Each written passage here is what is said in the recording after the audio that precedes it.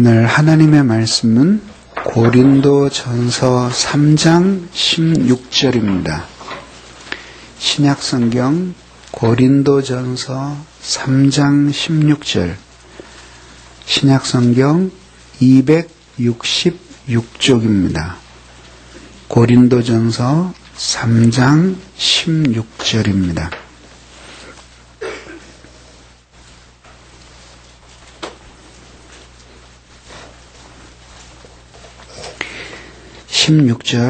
한 절만 우리 같이 읽겠습니다.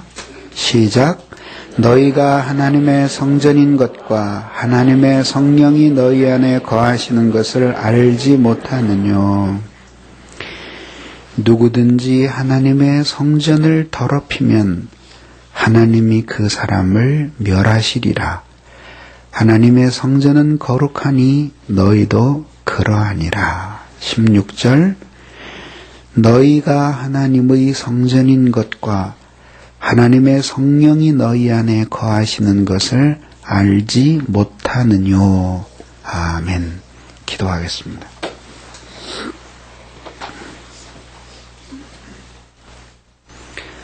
고맙고 자비로우신 하나님 감사합니다.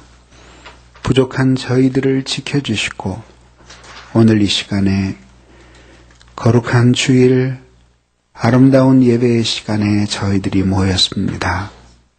이 시간에는 주님께서 우리에게 말씀하실 시간이오니 주님의 진리의 말씀을 우리에게 들려주시고 우리로 깨닫게 하옵소서. 오늘 하나님의 말씀을 들을 때 우리 모든 사람의 마음에 착한 마음을 주시고 그래서 이 주님의 말씀을 깊이 듣고 깨닫고 아버지 앞에 새로워지도록 복을 주시옵소서. 하나님 이 시간에도 요하실에서 예배드리는 자모들과 또 교육관에서 예배드리는 지체들 하나님께서 모두 붙들어 주셔서 주님의 말씀으로 저희들이 이 진리와 함께 주님을 만나도록 복 주시옵소서. 예수님의 이름으로 간절히 기도하옵나이다. 아멘. 오늘은 성도의 공동생활 중에서 특별히 서로 존경하는 것에 대해서 말씀을 드리려고 합니다. 오늘 우리가 읽은 이 본문은 사도 바울이 고린도 교회에 보낸 편지 속에 나오는 구절입니다. 이 편지를 받을 때 고린도 교회의 영적인 상태는 매우 위험한 상황이었습니다. 이 고린도시는 항구 도시이고 매우 발달한 무역 도시였습니다. 아데네에서 복음을 전파하던 바울이 고린도에 왔을 때에는 심히 약한 마음이 되어서 하나님을 전적으로 의지하는 가운데 복음을 증거했고 그 복음의 미련한 것을 통해 많은 사람들이 주님을 믿게 되었습니다.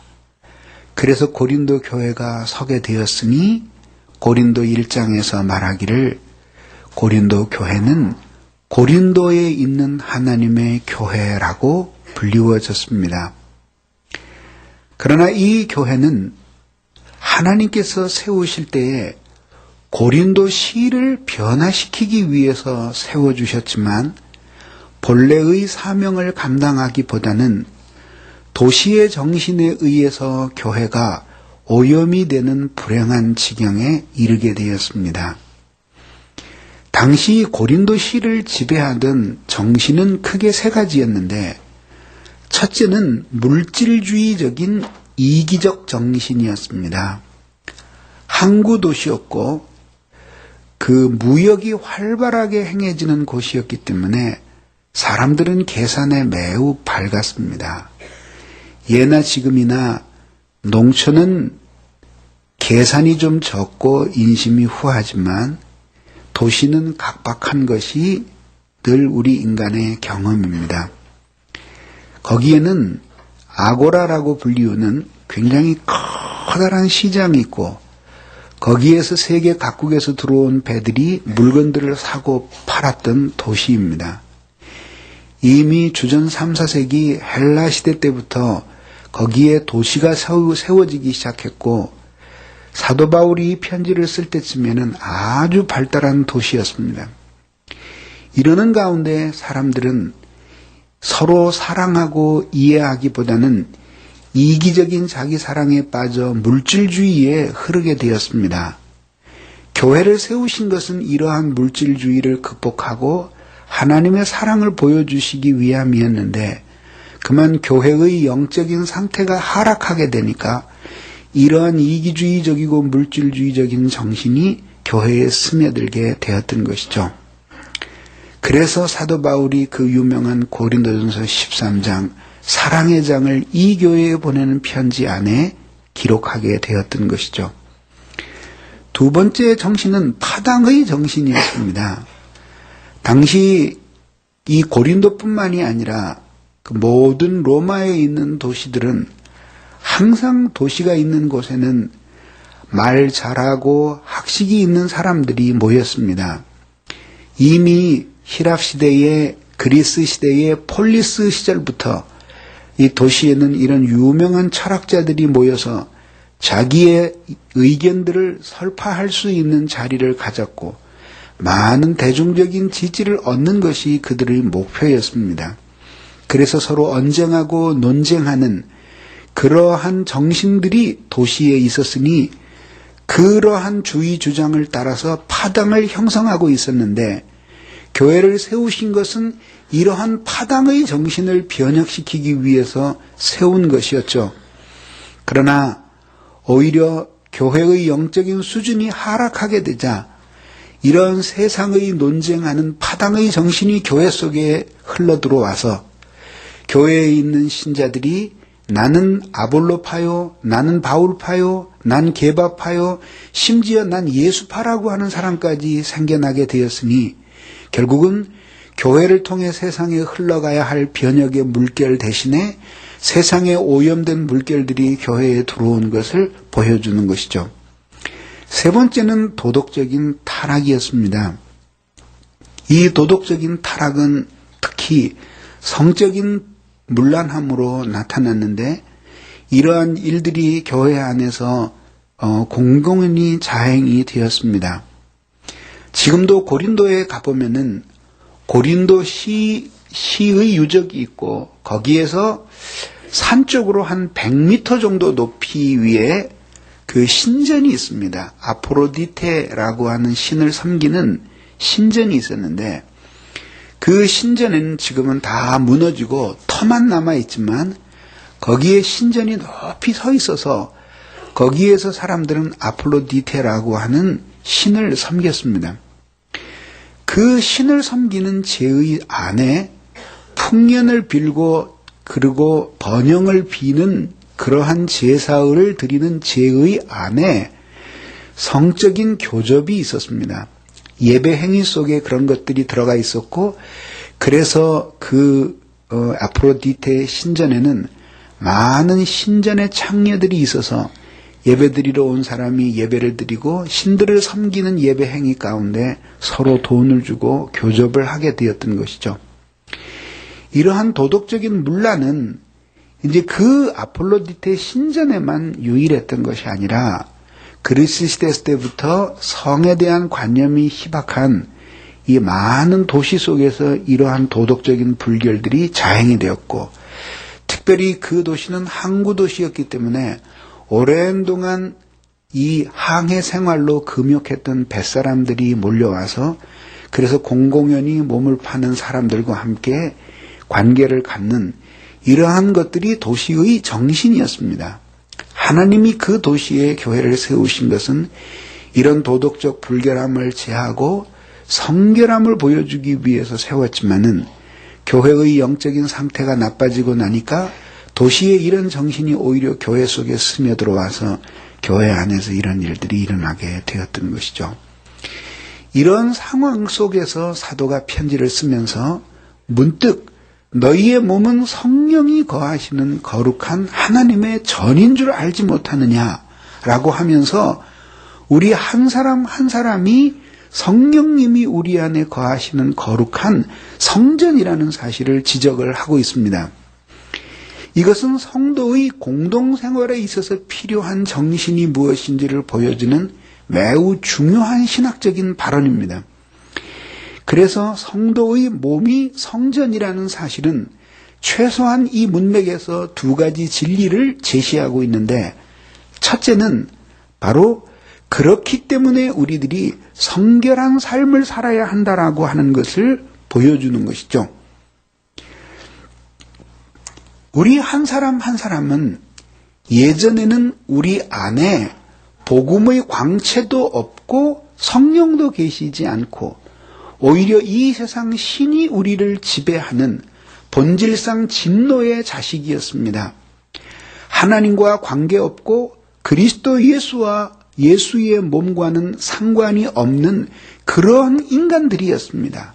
그런데 하나님이 우리를 회개하고 복음을 믿게 만들어 주셔서 우리의 죄를 용서하시고 우리를 모두 영혼과 육체를 구원하신 후에 우리 안에 그 보증으로서 성령님을 주셨습니다. 그래서 믿는 자 안에는 성령님이 계시고 그 성령님은 영원히 떠나지 아니하고 신자 안에 오래도록 계셔서 우리를 그리스도의 몸에 접붙이시고 또한 우리 한 사람 한 사람을 작은 성전이 되게 하셔서 그 작은 성전이 합쳐져서 큰 성전인 그리스도 예수의 몸을 이루게 하셨습니다. 그런 점에서 우리의 육체는 이제 더럽고 경멸받아야 할 육체가 아니라 거룩한 성령께서 우리 안에 계시는 훌륭한 예배당이 된 것이죠. 우리는 예배당에 오면은 예배당 아닌 곳에 있었을 때와는 다르게 우리의 행동 거지를 주의하고 삼가하게 됩니다. 왜냐하면 건물임에는 이 세상에 있는 건물과 다름이 아니지만 그러나 이 예배당 건물 안에서는 하나님과 만나는 놀라운 경험이 있기 때문에 그렇게 우리를 만나주시는 하나님 때문에 예배당의 건물은 구별되는 것이죠. 그래서 우리의 몸이 성전이라고 하는 이 사상은 우리로 하여금 이 몸이 성령께서 거하는 하나님의 전이시니 그러한 하나님이 거하시기에 적합한 삶을 우리의 육신으로 살도록 그렇게 성경이 우리에게 요구하고 있는 것이죠. 여러 해 전에 하나님의 말씀을 전하기 위해 호주에 간 적이 있었습니다. 그때 시드니에 들러서 말씀을 전했는데 그 교회 목사님이 제게 아주 신기하고 묘한 장소가 있는데 한번 보시렵니까? 그리고 저를 데리고 갔습니다. 호주 이민의 역사가 약 200년 정도 된다고 하고 처음에는 영국에서 그 흉악한 죄수들을 격리시키는 장소로 호주가 시작이 되었고 시드니라는 사람이 이제 거기에 총독으로 오면서 시드니라는 도시 이름이 붙게 되었는데 그 초창기에 지어진 큰 건물들은 대부분 교회 아니면은 말하자면 공공기관이었죠. 그 건물들은 이제 주인이 바뀌어도 함부로 헐지 못하도록 국가에서 문화재나 사적지 비슷하게 지정이 되어 있습니다. 교회가 큰 교회, 아마 최소한 예배당에 600명 이상 정도 들어갈 수 있는 큰 예배당이었는데 그 예배당이 아마도 교인이 점점 줄어서 도저히 건물을 유지할 수 없는 상황이 되었던 모양이에요. 그래서 결국은 이 건물이 팔렸습니다. 그렇게 하다가 보니까 이 건물이 교회에 팔렸으면은 그냥 교회가 되었을 텐데 어떻게 하다가 보니까 술집 하는 사람한테 손에 넘어가게 되었습니다. 건물을 헐지 못하게 되었으니 십자가만을 떼어버리고 그거를 그대로 술집으로 만들었습니다. 별로 개조도 하지 않고 의자만 모두 치워버리고 강대만 치워버리고 그렇게 술집으로 가벼운 식사를 겸한 술집으로 바꿨습니다. 그런데 재미있는 것은 거기에서 그렇게 밥을 먹고 술을 마시는 공간이 4개가 있는데 하나는 길 밖에서 파라솔을 펴놓고 마시는 거고 이제 그 건물 안으로 들어가면 회중석에서 먹을 수도 있고 성가대석에 먹을 수도 있고 제일 높은 자리에 있는 강대에서도 먹을 수 있는데 똑같은 음식을 시켜도 회중석에서 먹는 게 제일 싸고 그 다음에 성가대석에서는 두 번째 제일 비싼 곳이 이 강대에 식탁을 펴놓고 거기서 술을 먹는 게 제일 비쌌습니다. 저녁을 먹고 가자 그러는 거를 마음이 많이 아파서 내가 뭐 할 일이 없어서 여기에서 밥을 먹겠느냐고 갑시다. 그리고 나왔습니다. 그거를 보면서 마음에 만감이 교차했습니다. 두 가지 생각이 교차했는데 우선 첫째는 한국 교회도 나중에 세월이 흘러서 이렇게 되면 어떻게 할까?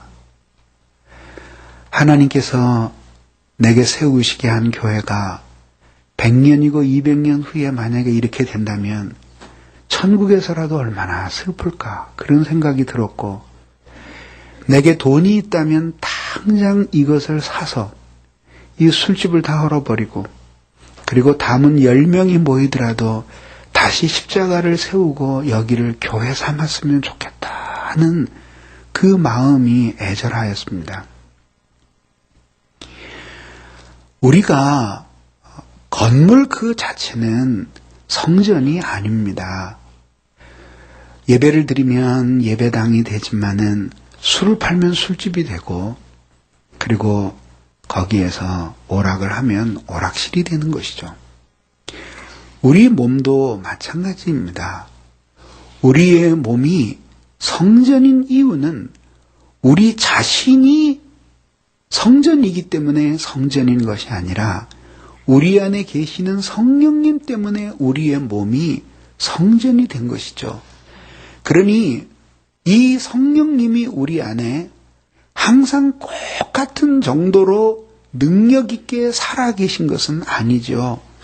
지상에 있는 교회들이 모두 그리스도께서 피 흘려서 세우신 존귀하고 아름다운 교회임에는 틀림이 없지만 교회가 모두 똑같다고 이야기하는 것은 옳지 않죠.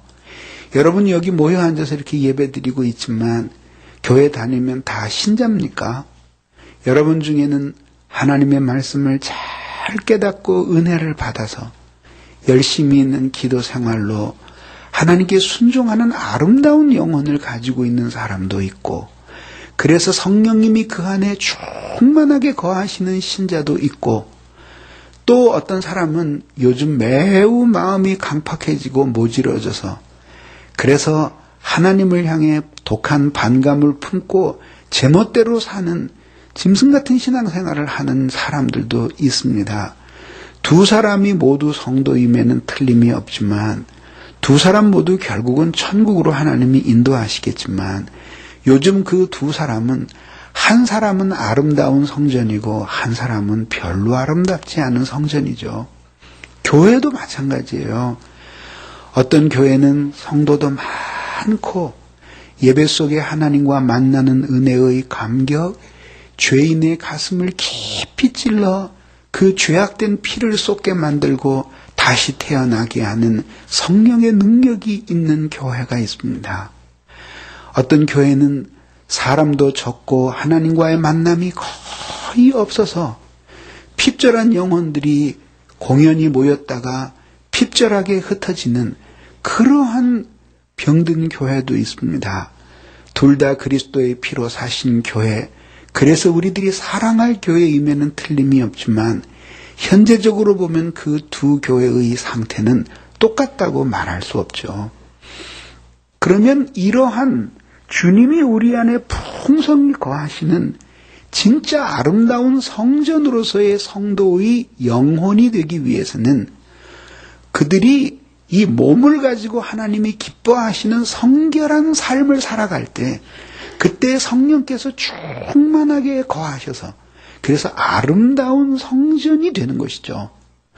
그 아름다운 성전이 작은 성전들로서 하나하나 모일 때에 그리스도의 몸의 본래의 아름다움을 구현하게 되고 그럴 때 그 교회 안에는 성령이 충만히 거하셔서 능력과 지혜 그리고 사랑으로 예수 하시던 그 일의 뒤를 잇게 되는 것이에요. 그런 점에서 성도가 성도의 몸이 성전이라고 하는 사실은 우리로 하여금 그 성전됨에 어울리는 성결하고 순결한 삶을 살도록 우리를 부르고 있다라고 하는 것이죠. 또 하나는 서로를 존귀히 여기도록 우리를 부르고 있습니다. 성도 각 사람이 성전이라고 하는 사실은 우리가 각 사람 한 사람을 아주 귀한 하나님의 성전으로 생각하고 삼가하며 대하여야 할 것을 보여주는 것이죠. 오늘 우리가 읽은 성경 본문 바로 아래는 누구든지 성전을 더럽히면 하나님이 그를 멸하시리라고 되어 있는데, 여기 더럽힌다라고 하는 이 말이 번역이 좀 잘못된 번역입니다. 원래 히라보 성경에는 이것이 파괴하다 이렇게 되어 있습니다. 누구든지 성전을 파괴하면 하나님이 그 사람을 파괴하리라고 하는 그런 뜻이죠. 이것은 우리들이 작은 성전을 파괴하는 방식은 크게 두 가지로 이루어지게 됩니다. 첫째는 우리 스스로 자범죄에 빠짐으로써 우리의 몸을 막 굴려서 우리의 작은 성전인 이 몸을 파괴합니다. 이때에 우리는 하나님께 책망을 받게 되죠. 또 하나는 다른 사람에 대하여 파괴하는 것입니다. 다른 사람을 하찮게 여기거나 멸시하거나 혹은 그를 경멸하거나 비난하거나 이유 없이 그에게 모욕을 주거나 하는 이 모든 행동들은 작게는 자기가 비난하는 그 개인인 그 작은 성전을 파괴하는 행위이고, 크게는 그 사람이 함께 붙어있는 그리스도의 몸인 큰 성전을 파괴하는 행위가 되는 것이죠. 그러니까 그리스도께서 우리에게 너희가 성령의 전이다라고 하는 이 사실은 누구 한 사람만을 지칭하는 것이 아니라 당신의 지체가 된 모든 성도들이 그리스도의 몸이요, 그 몸을 이루는 모든 지체들이 하나의 작은 성전이 된다고 하는 뜻이죠.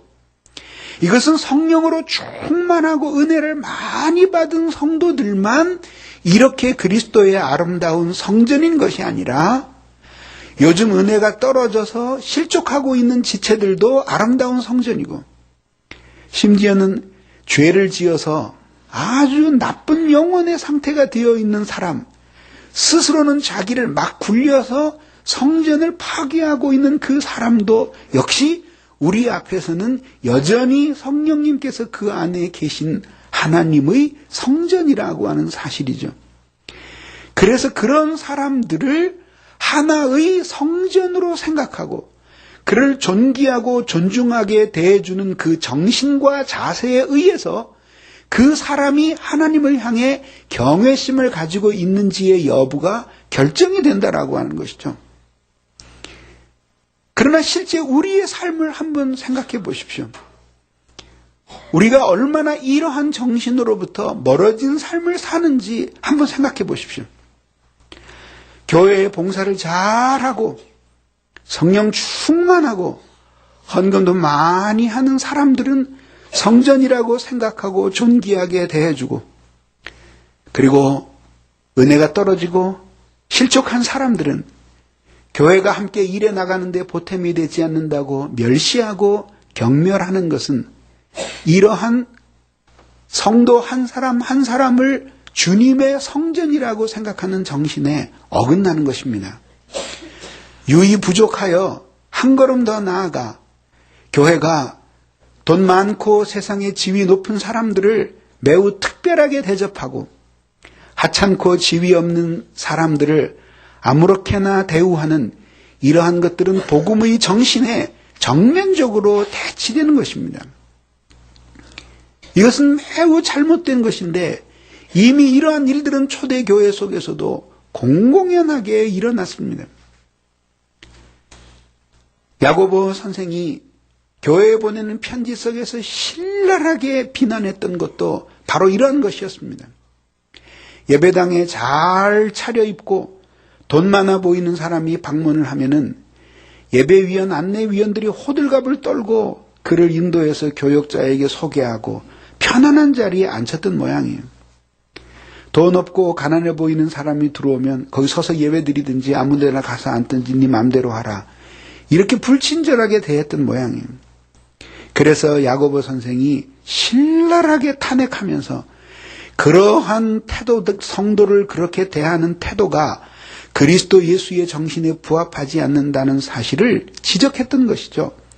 이러한 지적은 고린도시에서와 같이 오늘날 물질주의적인 풍조, 이기적인 자기 사랑이 만연한 시대를 살아가고 있는 오늘 우리에게는 더 많이 받아야 할 경고이고 반복되어야 할 하나님의 책망이라고 하는 사실이죠. 그러나 교회는 사람들의 모임이고 이 사람들이 이런 도시 속에 숨쉬고 있는 사람들이기 때문에 매우 특별한 방법으로 깨어있지 아니하면 자신도 모르는 사이에 세속적인 도시의 정신에 자신도 물들게 되어서 세상에서 하는 것과 똑같은 방식으로 교회에 와서 행하게 되는 것이죠. 그래서 교회의 가장 중요한 임무, 성도의 공동생활이 보여줘야 할 가장 중요한 임무는 이렇게 모일 때마다 성도들로 하여금 이 무리들이 함께 하는 이 공동생활 안에서는 세상에서 통용될 수 없는 또 다른 하늘나라의 가치가 통용되고 있다는 것을 사람들에게 심어주어야 합니다. 이것이 공동생활의 유익입니다. 이것을 보여주지 못하면 그 교회는 실패한 교회입니다.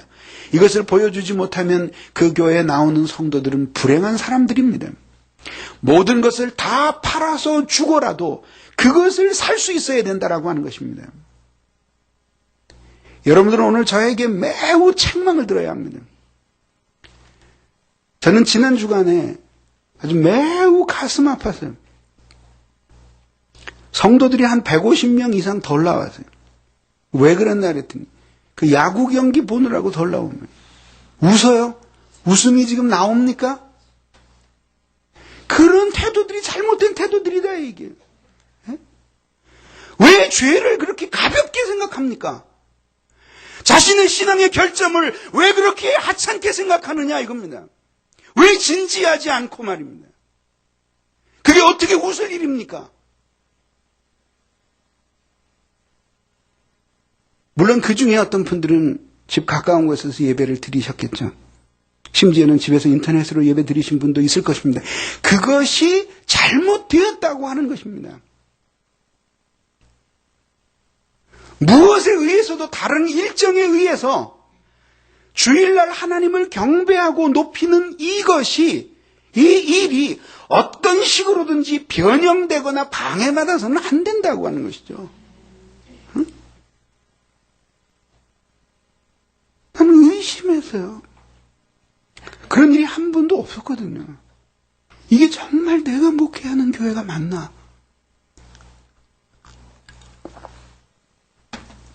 내가 목회하는 교회가 맞나? 몇 번을 확인을 했어요. 응? 왜 그렇게 하세요? 왜 그렇게 하세요? 졌잖아 그래서. 응? 6대 0이 뭐예요 도대체 6대 0.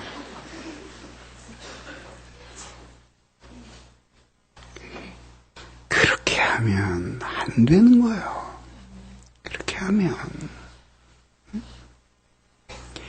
그게 전부 다 세상의 정신이 성도의 공동생활 속으로 파고들어온 거 아니에요. 응?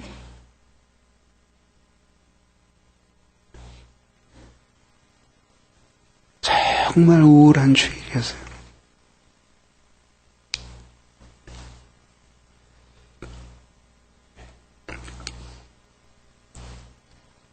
이 교회는 말이죠. 교회는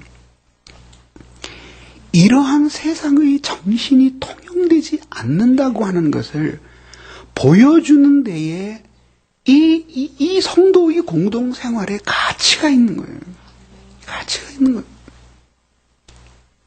그래서 세상에서는 정말 돈 많고 지위 높은 사람들이었는데 교회에 와서 종처럼 섬기고, 이 세상에서는 정말 하찮은 사람들이었는데 교회에 와서는 정말 왕 같은 제사장들이 되어서 주님 앞에 존귀 여김을 받고 또 스스로 낮아져서 사람들을 섬기는, 이것이 바로 공동생활을 통해서 우리들이 맛보고 경험해야 할 것입니다. 교만하고 높아진 마음을 가진 사람들이 교회에 와서 일체에 겸손하게 행하는 사람들을 보면서 그것을 본받고, 그리고 이런 정신으로 우리 이 세상에 가서 살아야 한다라고 하는 것을 깨닫게 되도록 우리가 그렇게 살아야 되지 않아요? 그렇게 살아야 되잖아요.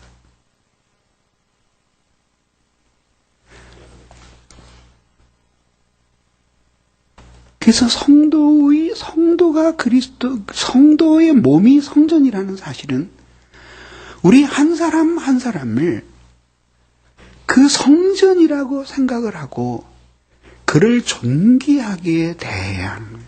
존경하고 존귀하게 대하여야 하는 것이에요. 그래서 초대의 교부들은 우리 한 사람 한 사람을 작은 신이라고 생각했어요. 성령이 우리 안에 계심으로 우리는 모두 그 하나님 때문에 작은 신들이 된다, 이렇게 생각을 했어요. 이게 성전 개념하고 통하는 거예요. 그러면 이러한 상호 존중의 정신이라는 것은 성경적으로 무엇을 가리키는 것일까? 우선 첫째는 자연적인 이점을 가리키는 것은 아니라고 하는 것이죠. 서로 존중하고 존경하게 되는데 그 사람의 사회적인 지위, 나보다 뛰어난 학식, 오래된 교회 생활의 경륜, 이런 것들 때문에 그 사람을 존경하게 되는 것, 그런 것이 아니라고 하는 것이죠. 우리를 사랑하는 사람들은 사랑하기가 쉽습니다. 우리를 사랑하는 사람들은 많이 노력하지 않아도 우리도 사랑하게 되고 그것이 쉽습니다. 그러나 우리를 사랑하지 않는 사람들을 사랑하는 것은 매우 어려운 것입니다. 더욱이 우리를 존경하는 사람들을 우리도 함께 존중해 주는 것은 쉽지만 우리를 존중하기는커녕 멸시하고 모욕하고 하찮게 여기고 공개적인 장소에서 평판을 깎아내리고 있지도 않은 사실을 사람들에게 알려서 그래서 나의 명예를 실추시키는 사람을, 그 사람을 깊이 존중하는 것, 존경하는 것, 이것은 거의 불가능한 일이에요. 어려운 일이에요. 정말 어려운 일이에요. 만약에 우리가 다른 사람을 향해 가지고 있는 이런 깊은 존경심이 자연적인 이점에 있다고 할 것 같으면은 교회 안에 있는 돈 없는 사람들, 세상에서 하찮은 지위를 가진 사람들, 학식이 없어서 무지한 사람들, 성격이 유별나서 이리저리 튀기 때문에 세상에서 따돌림을 당한 사람들, 교회에 와서 세상에서 받던 것과 똑같은 대접을 받지 않겠어요? 만약에 우리가 누군가를 존경하고 사랑하는 것이 그의 자연적 이점에 기대고 있는 것이라고 할 것 같으면은 언젠가는 자연적인 그 이점의 한계를 발견하게 되고, 그리고 다른 자연적인 나쁜 사실들이 발견될 때 우리는 실망하게 됩니다. 실망하게 됩니다. 그래서 우리들이 깊이 좌절하게 되는 것이죠. 하나님께서 우리들에게 성도의 공동생활을 해나가는 가운데 함께 서로를 존중하고 사랑하게 하신 그것은 이런 자연적인 이점 때문이 아니에요. 그럼 무엇 때문일까? 그들 안에 계신 하나님 때문에 그들을 존중하고 사랑하게 되는 것, 이것이 바로 성도의 공동생활에서 유지되어야 할 상호 존중의 정신이에요. 솔직히 말해서 우리들이 자녀들을 양육할 때 제일 먼저 가르쳐야 될 것은 예절입니다. 예절입니다. 그래서 그 아이가 얼마나 공부를 잘하느냐, 남다른 재능을 가지고 있느냐, 그리고 뛰어난 지도자가 되느냐 아니냐, 이런 것들은 나중의 문제이고, 일단은 한 사람이 태어나서 교육을 받을 때에는 다른 사람에게 유익을 주고 자신의 존재로 인해서 다른 사람들에게 고통이나 손해를 끼치는 사람은 되지 않도록 우리가 교육시켜야 돼요. 이게 바로 교양이에요, 교양. 제가 교역자들에게 항상 하는 이야기가 그거죠. 뛰어난 설교의 능력, 하늘의 불을 불러내리는 기도의 영성, 그리고 탁월한 언변과 수사력, 그리고 불세출의 지도력, 이런 것들은 자기가 원한다고 해서 얻어지는 것이 아니다. 그러한 특별한 가치는 그야말로 하나님이 내리시는 선물이다. 그런 특별한 가치는 보편 가치 위에 세워져야 한다. 그 보편 가치가 뭐냐 하면 교양이다, 교양. 그래서 영성 있는 설교자가 되려고 먼저 애쓰지 말고 교양 있는 신자가 되려고 애를 써라. 그래서 많은 교회를 힘들게 하는 것이 뭐냐 하면은 저를 비롯해서 교회의 지도자들이 가지고 있는 이 교양 없음이 교회를 힘들게 하는 거예요. 그리고 교회를 상식 이하로 끌고 가는 거예요. 네? 그러니 성도들이 정말 교회에 와서 주님을 믿고 성도가 되었지만은 집버릇 개줍니까? 옛날에 교회 바깥에서 교양 없고 그리고 아무렇게나 행동하던 그 조잡한 인격을 가지고 있는 사람이 예수 믿었다고 단박에 거룩하고 교양 있는 처신을 할 수 있는 사람이 됩니까? 그렇게 안 되거든요. 그래서 이 교회 안에서는 교육 자체가 전인적인 교육이 되어야 해요. 이런 주일학교 교육이 맨 처음에 어떻게 생겼는지 아세요? 성경 가르치려고 만든 것이 아니라 애들 생활을 고쳐주기 위해서 만든 거예요. 그래서 그 아무렇게나 살아가고 있는 그 도시의 아이들을 데려다가 코 닦는 법, 손 닦는 법, 인사하는 법, 식사하는 예절, 다른 사람들에게 대해서 예의를 표하는 것, 글 읽는 것, 이런 거를 가르쳐 주다가 성경을 가르쳐서 이게 주일학교가 된 거예요. 나는 여러분들에게 묻고 싶어요. 여러분들이 이렇게 하나님의 말씀을 듣고 은혜를 받으면 여러분들이 어떻게 이것을 여러분의 삶 속에 적용을 합니까? 정말 여러분들이 이 공동생활 속에서 자기로 인해서 다른 사람에게 피해를 주고 손해를 끼치고 다른 지체들로 하여금 인내하지 않으면 안 되는 고통을 주는 것에 대해서 진지하게 생각하고 그것이 성도로서 매우 부끄러운 일이라고 자책하면서 여러분들의 삶을 공동체 안에서 온전하게 이루기 위해서 힘쓰고 있습니까? 제가 보기에는 현저히 부족합니다. 현저히 부족합니다. 그래서 교양 있는 사람이 되어야 해요. 교양 있는 사람. 이 덕이라고 하는 것은 나로 인해서 다른 사람에게 불편함을 끼치지 않으려고 하는 상호 사랑과 존경의 정신이 토대가 되는 거예요. 그래서 작은 것으로부터 도무지 나의 존재로 인해서 다른 사람에게 피해를 주거나 불편함을 끼치지 않도록 노력을 해야 되는 것이에요. 그렇죠. 자기가 무엇인가 먹고 일어난 자리에 지저분한 것이 떨어져 있으면은 그건 부끄러운 것이죠. 왜 나의 존재로 인해서 다른 사람에게 피해를 끼칩니까? 깨끗이 정돈하고 일어서야 하는 것이죠. 어떤 교회에서 휴지가 떨어져 있고 지저분하니까 목사님이 그 중고등부 학생들의 얘들아 저 좀 빗자루 가져와서 좀 쓸거라. 그랬더니 싫어요 목사님. 우리가 월급 주는 사찰이 있는데 우리가 왜 해요? 그거 지 엄마 아빠한테 배운 거예요. 걔네들이 어디서 그런 태도를 배웠겠어요? 지 엄마 아빠한테서 배운 거죠. 바스락 그러지 마세요. 그러지 마시라고. 그 엄마 아빠한테 배운 거지 누구한테 배웠겠어요? 그런 태도로 교회 생활을 하는 거를 엄마 아빠한테 보고 배운 거예요. 예? 그래서 무엇으로도 나 때문에 다른 사람들에게 불편을 끼치지 않도록 자기 자신을 삼가하는 것, 이것이 모든 덕성스러운 생활의 출발이에요. 근데 교회 안에 한번 생각해 보세요. 정말 이렇게 보면은 마음에 안타까움을 주는 사람이 참 많아요. 저 사람이 성도니까 교회 안에서 저렇게 붙어 있지, 여기가 직장이었으면 벌써 도태됐을 거든. 어쩌면 그렇게 인격이 조잡해요.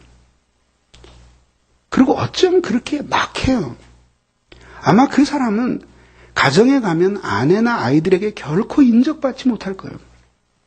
그리고 아마 규모가 있고 정상적인 직장 속에서 결코 직장 생활하지 못할 겁니다. 자기가 사장이 되어서 자기 마음대로 휘두르는 자영업을 한다면 아마 똑똑하고 사리 분별이 있는 직원들은 아무리 월급을 많이 줘도 그 사람 밑에 못 있을 거예요. 그렇게 보이는 사람들이 교회 안에 많이 있어요. 자기 주장밖에 모르는 그 오만불손함, 응?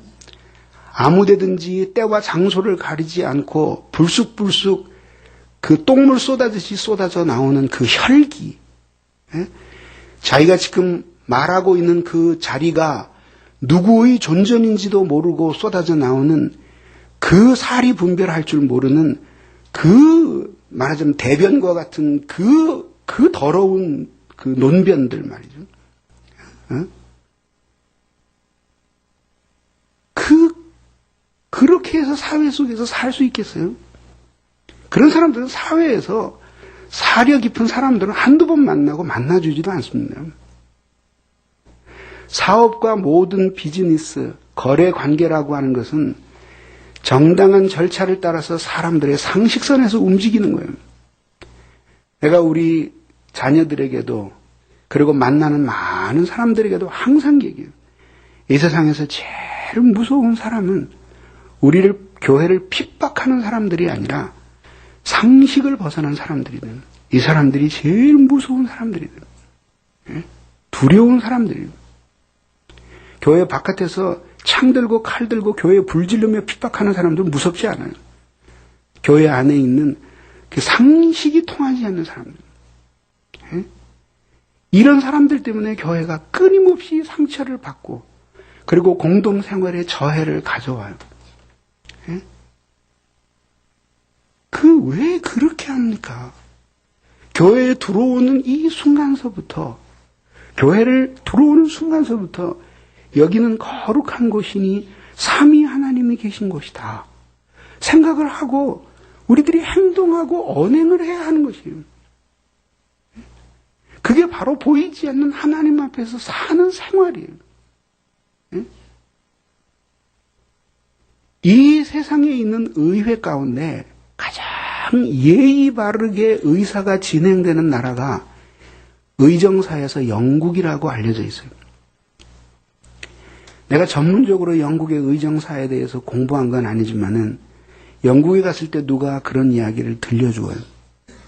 영국에서는 한 사람이 아무리 이치에 닿지 않은 엉터리 없는 행동을 했다고 할지라도 그 사람을 반박하는 의원이 나와서 할 수 있는 격렬한 표현의 최고는 매우 매우 유감스럽게 생각하는 바입니다. 그 속에는 저자식, 개자식 이런 용어가 섞여 있는 거라요. 그럼 왜 그렇게 이런 후진국에서는 이렇게 가서 멱살을 붙들고 뭘 집어던지고 개자식, 소자식 하는 그 원색적인 욕들이 막 쏟아져 나오는데 그 나라에서는 어떻게 그렇게 점잖게 표현이 될 수 있느냐. 원래의 그 영국 사람들의 태생이 그 켈트족부터 시작을 해서 사람들이 앵글로 섹슨족이 넘어가잖아요. 굉장히 거친 사람들이었어요. 그 사람들을 나중에 로마가 지배하면서 그러면서 그 사람에게 예절을 철저히 가르쳤다 그래요. 의회 안에서도 초창기에서는 그랬었는데 시간이 지나면서 사람들 속에서 이렇게 형성이 되는 거죠. 우리가 그렇게 해서는 이게 안 된다. 그래서 가장 품이 있는 절제가 있는 그런 의회가 되었다고 해요. 뭐 어느 정도 사실인지 모르지만은 우리가 이 세상에 있는 사람들이 세상 나라를 의논하기 위해서 모인 그 국회만도 못한 그런 수준의 회의를 교회가 가지고 있다고 한다면 그것은 정말 부끄러운 것이에요. 정말 부끄러운 것이에요. 저같이 불완전한 인간도 그런 속에서 그렇게 큰 부끄러움을 느낀다면 교회의 머리이신 그리스도 예수의 마음은 어떠시겠어요? 그렇게 하면은 안 되는 거예요. 그렇게 하면 안 되는 거라요.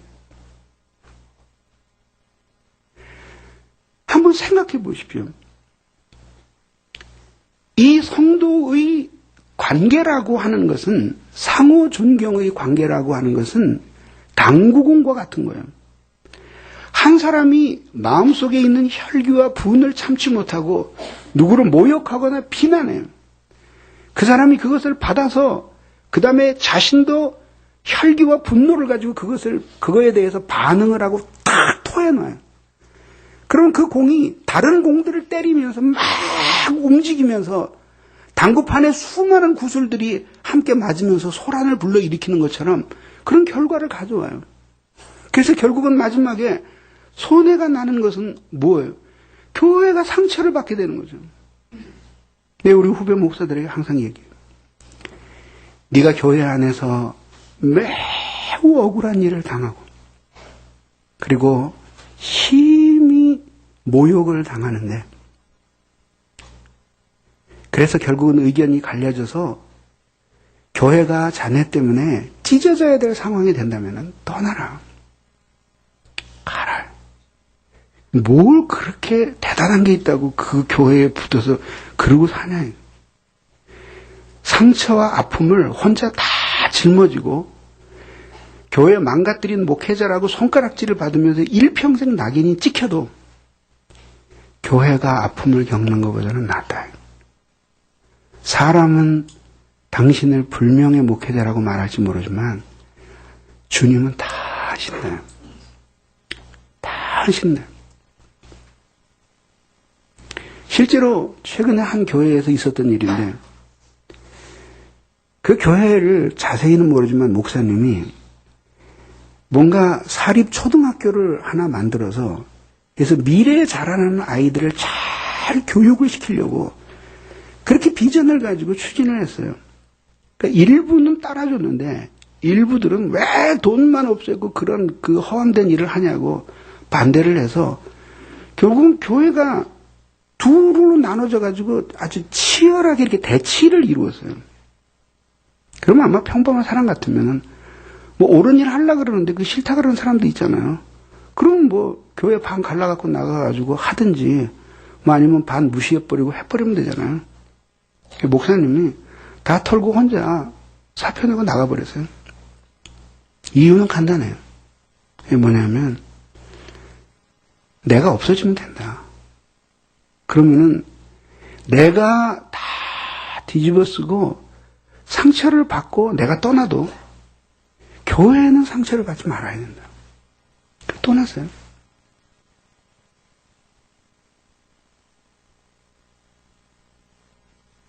그게 성전을 아끼는 정신이에요. 그랬더니 기적적인 일이 일어났어요. 목사님이 그렇게 떠나고 나니까 그 교회의 교인도 아닌 사람이 그 목사님에게 너무 감동을 받은 거예요. 아, 이렇게 교회를 사랑하시는 분도 있구나. 그리고 사제 40억을 털어서 교회를 지어줘 버렸어요. 그래서 그 교회보다 더 좋은 교회를 지어줬어요. 그런 복된 일들이 일어나기 때문에 그렇게 하라는 것이 아니라 이런 정신을 그 목회자뿐만이 아니라 여러분 각자 모두가 받아야 돼요. 자, 나에게 누군가가 나를 미워하고 비난해. 경우에 따라서는 그 말할 수 없는 모욕을 줘. 근거도 없는 비난으로 나의 평판을 깎아내리고 나에게 견디기 힘들 정도로 상처를 줘요. 그래요? 그러면 거기서 오직 두 가지만 존재하는 거예요. 그것이 사실이라면 그거를 자기 반성의 기회로 삼고 회개할 것이고, 사실이 아니라면 하나님이 아시니 그 인간이 원래 그렇게 너절해서 세상에 살던 그대로 교회에 와서 은혜가 떨어져서 그 짓을 하는데 그거를 받아서 똑같이 행동을 해서 받아쳐서 그래서 진흙판에서 개 싸우듯이 싸워서 교회에 상처를 줘야지 그게 성도의 도리겠어요? 그냥 혼자 뒤집어 쓰세요. 혼자 뒤집어 쓰라고. 그리고 다 그냥 받아요. 그럼 거기에서 끝나요. 수없이 공이 날라오는데 내게서 멈춰요. 그래서 다른 당구공들은 안 움직여요. 그 왜 그래요? 왜 그렇게 해야 돼요? 그게 교회를 위하는 것이기 때문에 그렇게 해야 돼요. 실제로 교회 안에 보면은 정말 힘든 사람들 많이 있어요. 어쩜 그렇게 조잡해요, 인격이. 응? 근데 그런 인격을 가지고 어떻게 이 세상에서 아내에게 존경을 받으며 살겠으며 자녀들에게 존경을 받을 수 있겠어요?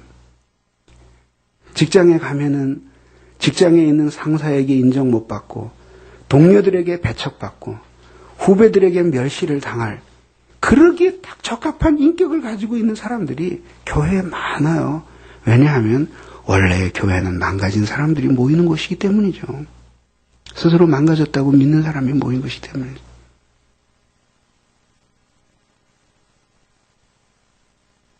그러나 그런 사람들을 배척하고 같이 멸시하고 진흙탕에서 개 싸우듯이 싸우고 이러는 것은 이게 바로 세상에서 하던 거예요. 세상에서 하던 거예요. 세상에서 하던 거예요. 그러니까 그것을 누군가 어느 한 사람은 그것을 버려야 돼요.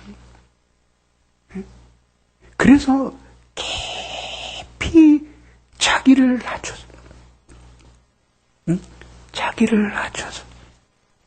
언젠가도 어느 동료 목사님이 자기가 너무 목회에 괴롭다고 그래서 내가 그랬어. 시편을 읽어보십시오. 나는 사람이 아니라 벌레라. 그렇게 생각하고 사시오. 언제까지? 그러다 죽는 거요.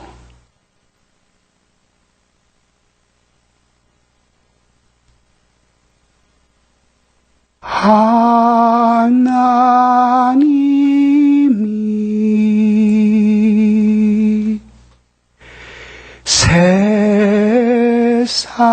세상을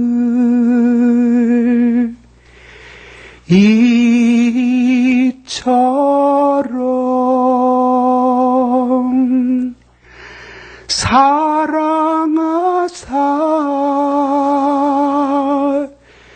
독생자를 주셨으니 이는 저를 믿는 자마다 멸망치 않고 영생을 얻게 하려 하심이니라. 이런 정신을 가장 잘 잘 보여주신 분이 우리 주 예수 그리스도셨어요. 하늘의 영광을 버리고 이 세상에 내려오신 그 순간부터 그분은 존귀 여김을 받을 것을 포기하시고 사람들을 섬기는 종이 되셨어요. 영광과 존귀는 아버지의 것이었고 이익과 부요함은 사람들의 것이었으며 멸시와 천대는 그분의 것이었습니다. 낮아지고 또 낮아지고 낮아졌습니다. 공생의 3년을 사시는 동안에 짐승 같은 수많은 죄인들을 만나셨습니다. 야비하고 치사하고 아주 더러운 추잡한 죄인들을 수없이 만나셨는데 어느 한순간도 그 인간을 멸시하지 않으셨어요. 왜냐하면 그분은 아버지의 사랑으로 이 세상에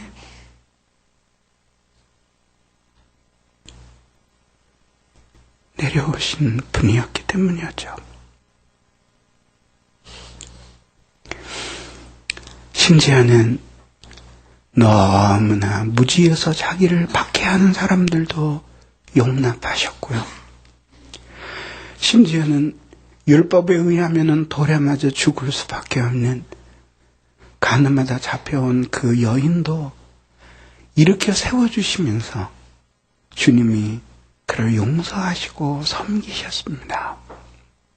그리고 차가운 돌멩이 대신에 사랑의 언어로 어루만지시면서 나도 너를 정죄하지 않을 터이니 가서 다시는 죄를 짓지 말라고 타이르셨습니다.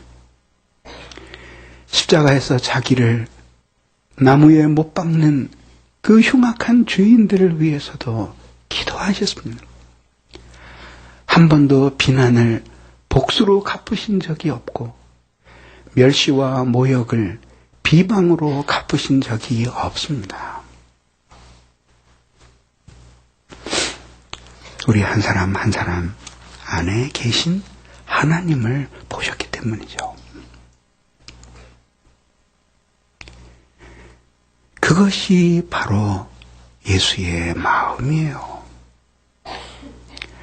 세상에 나갔더라면 정말 왕따 당하기에 적합했었을 인간들 왜 용납해야 합니까? 그 사람이 잘나서 용납하는 것이 아니라 그 사람 안에 있는 하나님을 우리의 믿음의 눈이 보기 때문에 그를 향한 사랑 때문이 아니라 그 안에 있는 하나님을 향한 사랑 때문에 우리들이 용서하고 용납하며 사는 거죠. 그 일이 어렵죠. 매우 어렵죠. 그 일이 매우 어렵죠. 그러나 그렇게 다른 사람을 용납하는 자기 비하의 삶을 통해서 우리의 영혼은 온전해져 가는 것이죠. 온전해져 가는. 그거를 배우는 곳이 여기 이 교회예요. 여기 이 교회예요. 여기 이 교회.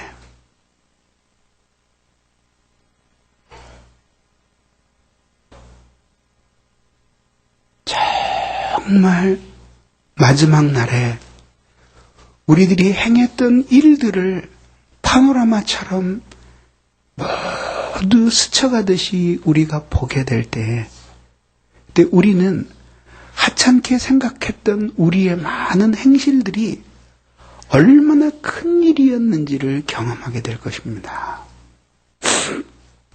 그 중에 하나가 성도들을 존경하지 않는 것이, 마음에 가득 있는 경멸의 마음, 하찮게 여기는 멸시의 마음, 이러한 것들로 사람들에 대해서 아무렇게나 말하고 지체들이 보이지 않는 뒤에서 험담하고 그런 사람들끼리 모여서 서로 계획을 세우고 심지어는 그렇게 해서 근거도 없는 말로 지체들의 평판을 깎아내리고 모욕하는 이 모든 행동들은 결국은 하나님께 매우 모욕적인 행동이에요. 그래서 성전을 파괴하는 행위예요. 직접적으로는 그 작은 성전인 성도를 파괴하는 행위이고, 크게는 그리스도의 몸인 큰 성전 그 자체를 파괴하는 행위인데, 이런 일을 행하는 사람들은 결국은 그리스도의 몸과 자신이 떨어질 수 없는 불가분의 관계에 있기 때문에 결국은 제사를 파먹으면서 자기를 찌르는 것이에요. 그러니 그런 사람들의 영혼의 곤고함과 어리석음을 어찌다 그 피곤함을 말로 할 수 있겠습니까? 이런 삶으로부터 돌이켜서야 하는 거예요. 서로를 깊이 존중해 줘야 하는 것이에요. 우리 속담에 주는 거 없이 밉다라는 말이 있죠. 어떤 사람은 나에게 특별히 해를 끼치는 것도 아닌데 사랑이 안 가고 미운 마음이 드는 사람이 있습니다. 왜 사람을 사랑할 수 없게 되는지 아십니까? 아름다운 것을 발견할 수 있는 한은 사람을 사랑하게 됩니다. 그래서 사귀어 보면 나쁜 사람이 없다는 말이 표면적으로 봤을 때에는 잘 몰랐는데 교제를 하다가 보니까 아름다운 것을 조금씩 발견하게 되어서 사랑이 가더라는 고백입니다. 그러니 성도의 의무 중에 하나는 가장 야비해 보이는 성도 안에서도 아름다움을 발견하려고 애를 쓰는 거죠. 자기와 의견이 다른 사람이기 때문에 맞지 않는 것이 있지만 그러나 그에게 자신에게는 없는 아름다운 것이 꼭 있습니다. 왜냐하면 우리 각자는 그렇게 완전한 존재가 아니기 때문이죠. 그런 아름다움을 발견하려고 애쓰는 것 자체가 사랑의 의지야. 그런 사랑의 선한 의지를 발휘하는 가운데 진짜 사랑이 깊어가는 거죠. 그래서 그 사람 안에서 아름다운 것을 발견하려고 애를 쓰는 동안에 결점은 눈에 띄지 않게 되고 장점들이 드러나게 되는 거예요. 그래서 그를 진심으로 사랑하는 데에 이르게 되는 것이죠.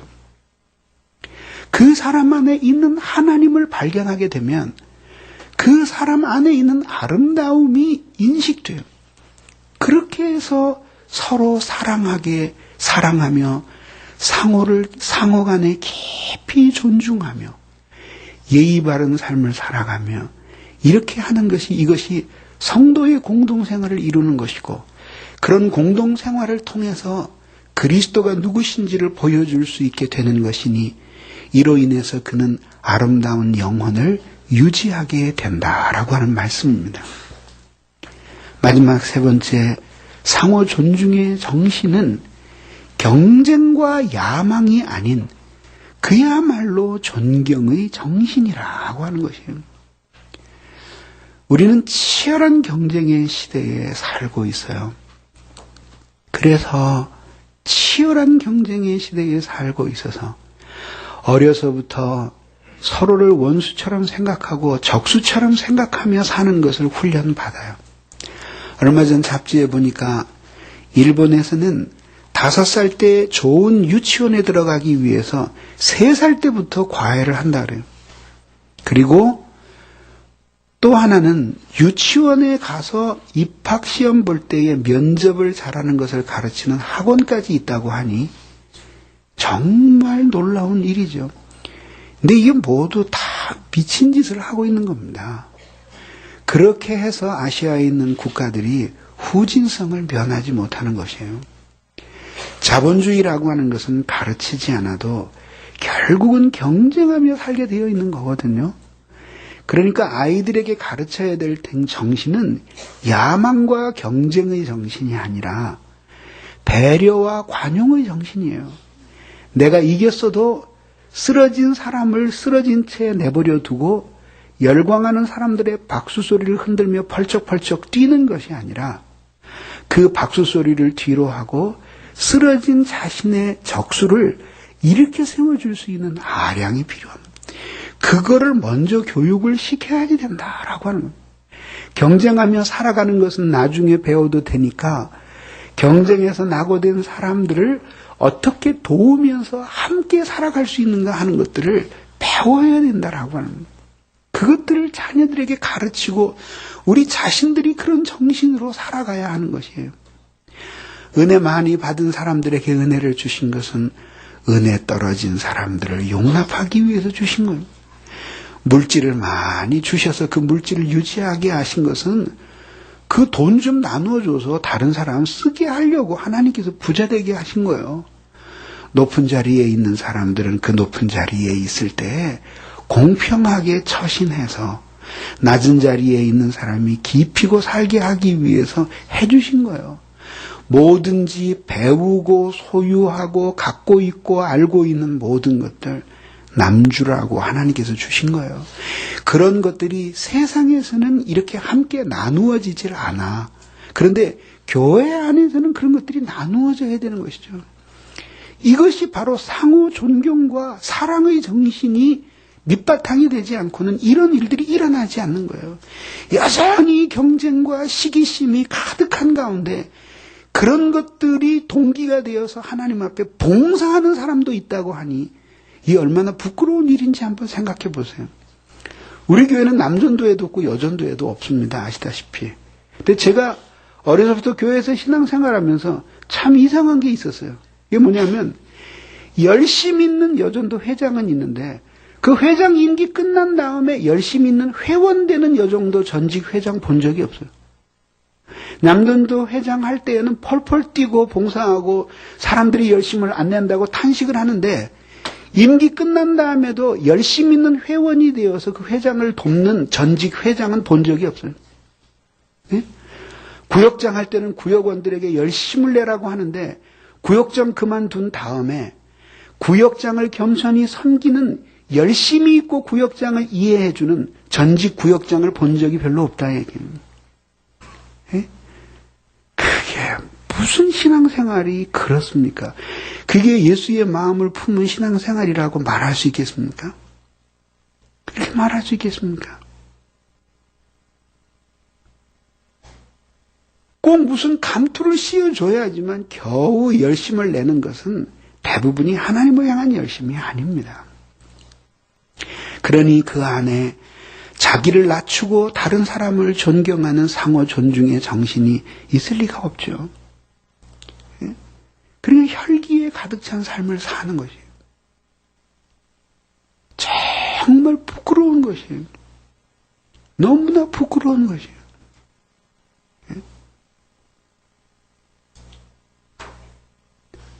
그건 있을 수 없는 일이라고 합니다. 항상 부족하지만 예수의 정신을 가슴에 담고 참을 수 있을 때 물론 참고 참기 힘든 때에도 견디고 그리고 멸시와 모욕은 자신이 당해도 교회는 아픔을 주지 않으려고 하는 마음 그리고 자신이 부끄러움을 당해도 그것으로서 모든 갈등을 멈추게 하고 싶어 하는 십자가를 지는 자세. 이것이 성도의 공동생활 안에서 그리스도를 보여주게 만드는 그러한 미덕스러운 삶입니다.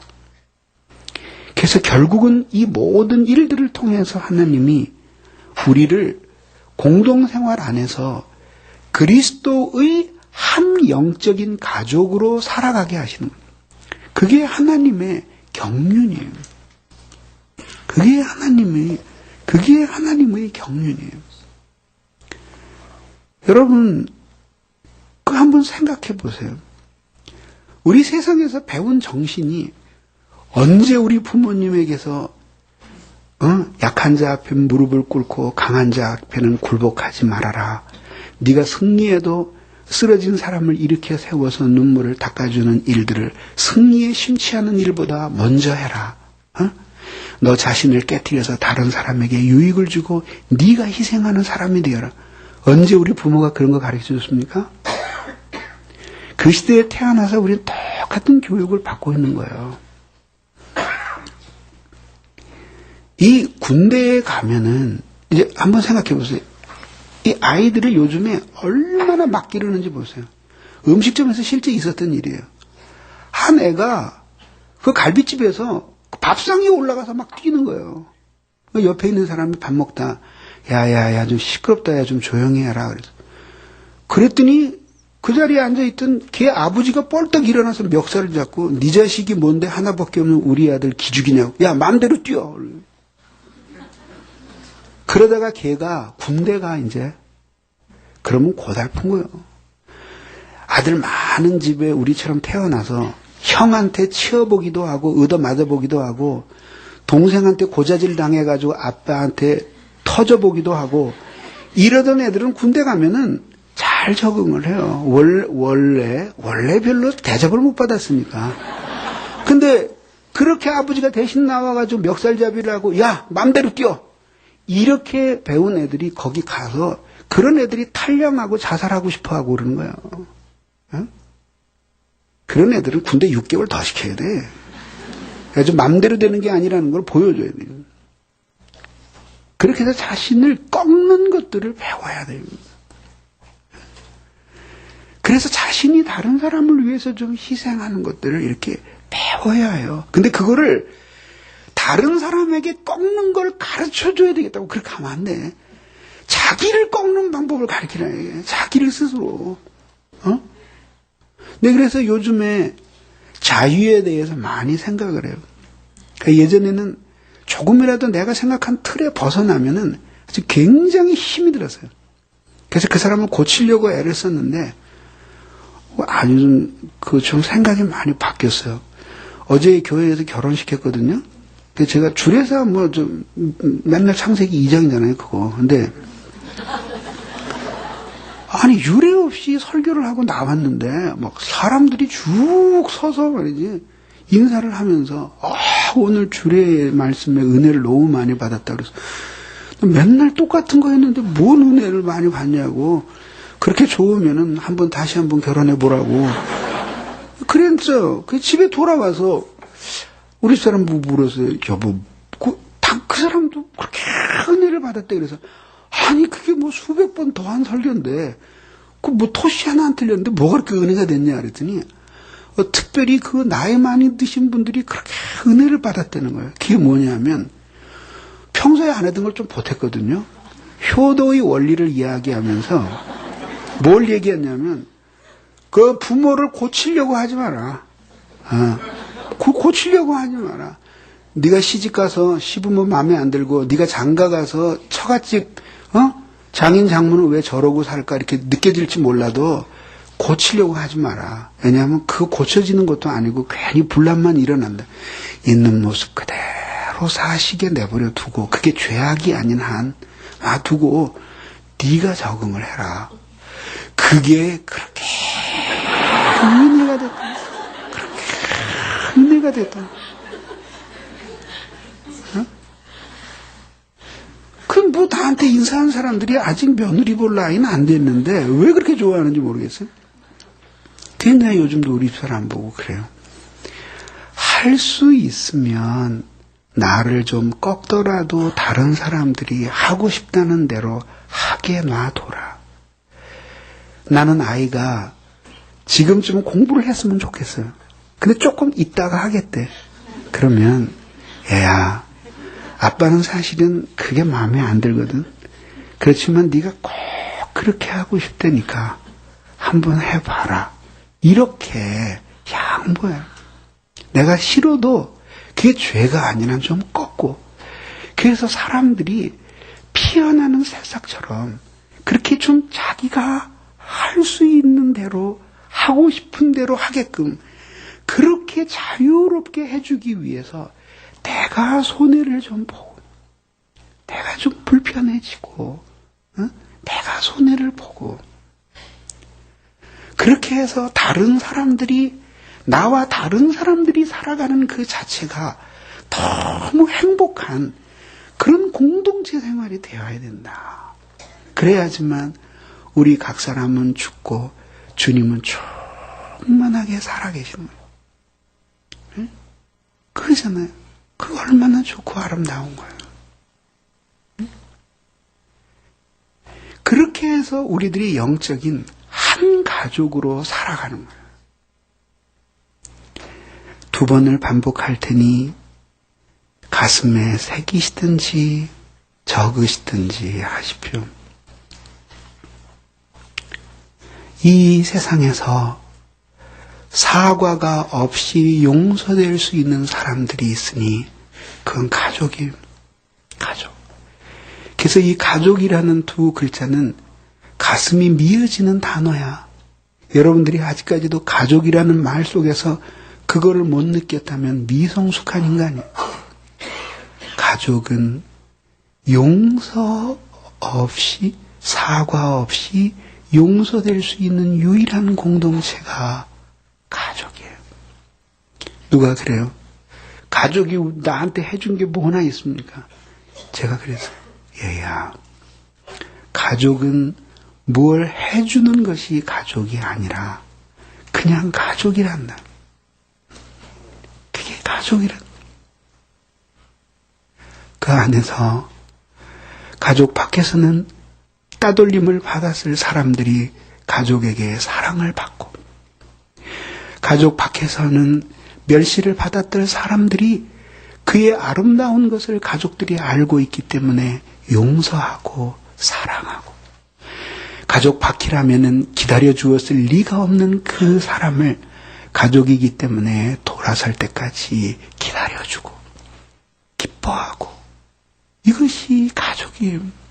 이것이 가족이에요. 그래서 여러분이 지금 아내에 대해서 그렇게 하지 않으면 돈 벌어오고 큰 소리 칠 지금은 아내가 꼼짝 못하지만 돈 떨어지고 늙으면 이제 멸시받아요. 그리고 자녀들 여러분들이 힘이 있고 권력이 있을 때 마구 행사하면 자녀들이 여러분들을 사랑하지 않아요. 그래서 결국은 노년에 매우 쓸쓸하고 외로운 시기를 지나게 돼요. 그렇게 되면 안 돼. 그래서 가족 속에서 제일 먼저 자기를 깨뜨리고 사랑을 받으려고 하지 말고 사랑하고 이해받으려고 하지 말고 이해하고 자기를 깨뜨려서 다른 가족들에게 유익을 끼치려고 하고 내가 조금 불편하고 희생해도 가족들이 하고 싶은 대로 배려하고 이런 삶을 살 때 이 열매들을 노년에 다 거두게 되는 거예요. 그러니까 이러한 가족의 정신이 공동체, 이 교회 공동체 속에 그대로 구현이 되어야 되는 거예요.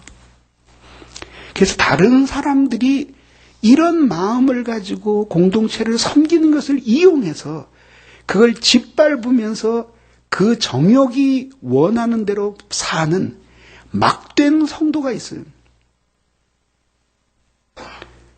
이 땅에 있는 성도들은 자기를 용납해 주지만 주님이 불꽃 같은 눈동자로 지켜보고 계셔요. 언젠가 한번 하나님이 혼내실 거예요. 예? 그런 쓰레기 같은 삶을 살면서 교회에 수없는 상처기를 주고 그리스도의 몸인 교회에 칼을 댄 그 범죄에 대해서 하나님께서 준엄하게 판단하시고 심판하시고 그걸 두려워할 줄 모르는 인간은 성도라는 이름은 가졌으나 사실은 배교한 사람이에요. 수치스러운 사람이에요.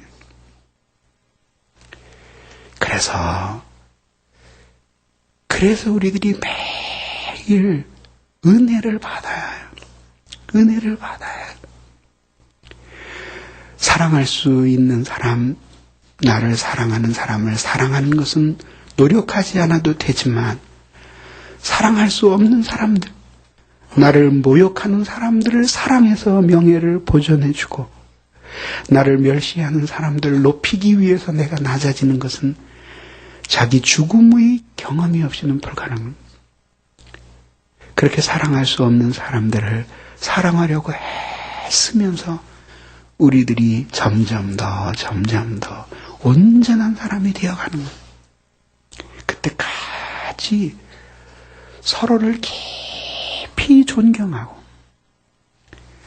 그 사람 안에 있는 하나님 때문에 그를 깊이 존중하고 그리고 사랑하고 그 앞에서 자기를 낮추고 그렇게 하면서 발을 씻기는 섬김으로 일생을 살아가는 거예요. 아프기도 하고 어렵기도 하겠죠. 그러나 그 사람의 일생은 사람이 아니라 하나님을 섬긴 생애가 될 거예요. 하나님이 많이 이뻐하실 거예요.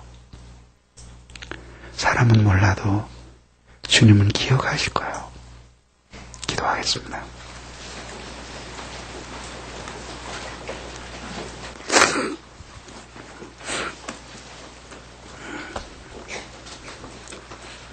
이 시간에 우리 같이 기도하실 때 하나님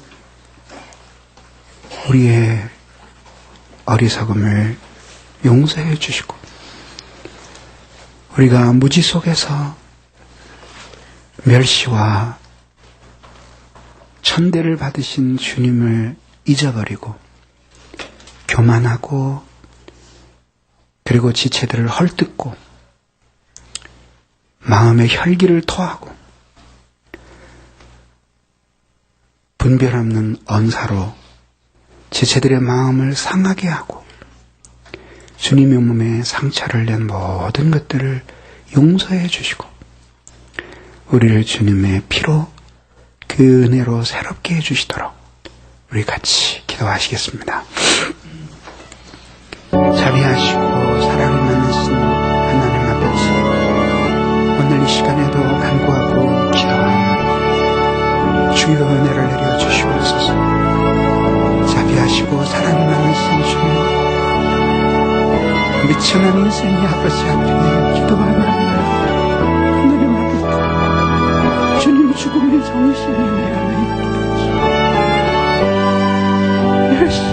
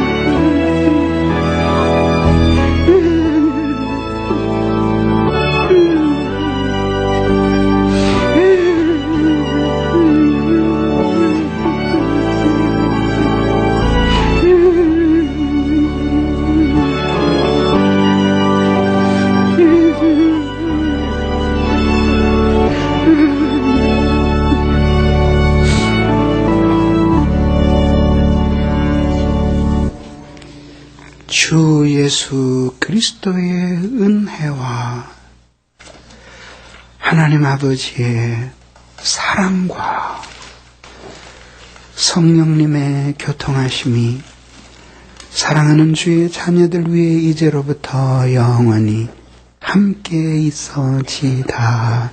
아멘.